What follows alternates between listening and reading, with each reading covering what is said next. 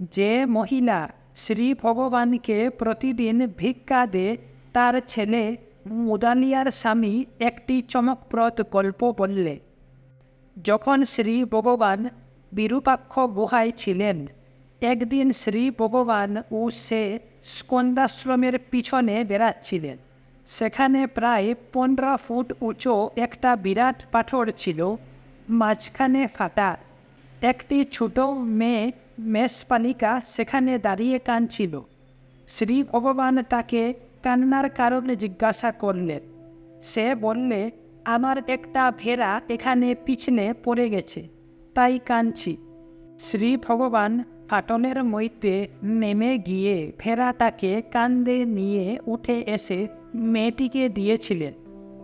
মুদালিয়ার স্বামী বলে যে কোনো মানুষের পক্ষে সেখানে নেমে উঠে আসা একটা অদ্ভুত ব্যাপার।